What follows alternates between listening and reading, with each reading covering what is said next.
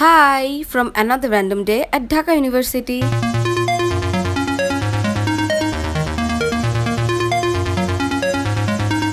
আজকে আবার আমার 8:30টায় ক্লাস ছিল অ্যান্ড টু বি অনেস্ট এই ক্লাসটার জন্যই না ক্যাম্পাসে যেতে ইচ্ছা করে না।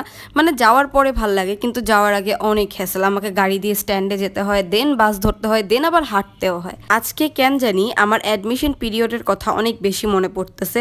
চলো যেতে যেতে একটু স্মৃতিচারণ করি, কারণ আমি না কখনো স্বপ্নেও ভাবি নাই যে আমি ঢাকা ভার্সিটিতে পড়বো। আমার এইচএসসির রেজাল্ট দেয় হচ্ছে অক্টোবরের মাঝামাঝিতে।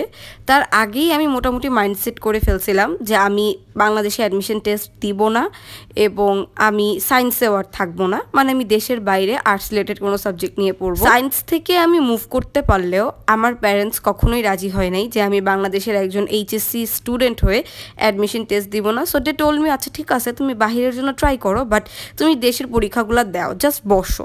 টু বি অনেস্ট আমার সিকনেস একটা পিরিয়ড গেছে অনেক বড়। তারপরে আমার প্যারেন্টসদেরও আর ইচ্ছা ছিল না যে আমি দেশে থাকবো, দেশে কিছু করব। সো আমি ওদের কথা বিশ্বাস করি অ্যান্ড ডেডিকেটেডলি আইএলসি প্রিপারেশন নেই, সাথে 2টা কোয়েশ্চেন ব্যাংক কিনি, বিইউপি আর ঢাবির বি ইউনিটের। সিন্স বিইউপি এক্সামের আগে আমার হাতে সময় ছিল, তো আমি বিইউপি আর ঢাবির 2টার কোয়েশ্চেন ব্যাংকই শেষ করে গেছিলাম। আমার FASS-এর এক্সাম খুবই ভালো হয়েছিল, বাট তারপরেই আমার হচ্ছে 8-10-12 দিন পর আইএলসের এক্সাম ছিল দেখে আমি একদম বাকি পড়াশোনা ছেড়ে দিছি।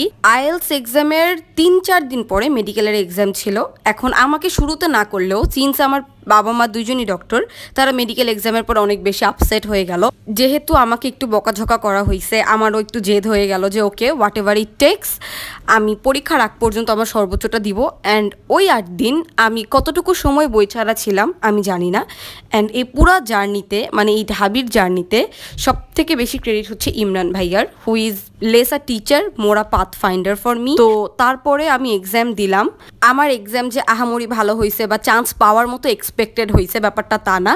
আইএলস ছাড়া কিছু নিয়ে আমার এক্সপেকটেশন ছিল না, but to all my surprises I have cracked both Dhaka university and IELTS so far. আচ্ছা এখন দিনে ফেরত আসি। আমরা আজকে ম্যামের ক্লাস বাদ দিয়ে প্রজেক্টরে উৎসব মুভি দেখছি। মুভিটা খুবই জোস ছিল, আমি ইভেন চিন্তা করছি শর্টসে একটা রিভিউ দিব। ইট ওয়াজ স্প্লেন্ডিড। দেন আমরা চলে গেলাম মল চত্বরে।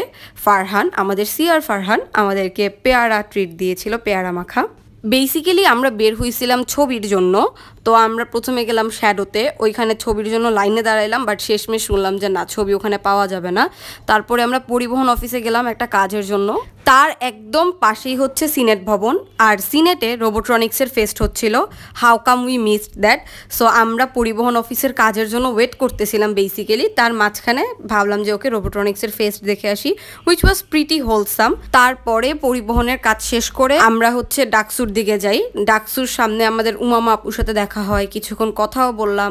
তারপর আবার হাকিম চত্বরে গেলাম ছবির জন্য, পাইলাম না। দেন আমরা গেলাম হচ্ছে ক্যাম্পাস শ্যাডোতে, ওইখানে আরেকটা জায়গায় গিয়ে ফাইনালি আমরা ছবি পাই। অ্যান্ড দেন আমরা আসি আমাদের সেমিনারে। একটা সার্কাস্টিক ইয়েট ফ্যাক্ট বলি, ঢাবির জার্নালিজমে পড়ার সবচেয়ে বড় মোটিভেশন হইতে পারে এটার seminar, because our seminar is literally the coolest one. আচ্ছা তো এত দৌড়ঝাঁপ যে কারণে, সেটা হচ্ছে একটা ফর্ম ফিল আপের জন্য, ওইটার জন্যই সেমিনারে আসছি। এত দৌড়াইলাম ছবির জন্য, এটা প্রবাবলি আমাদের আইডি কার্ডের জন্য।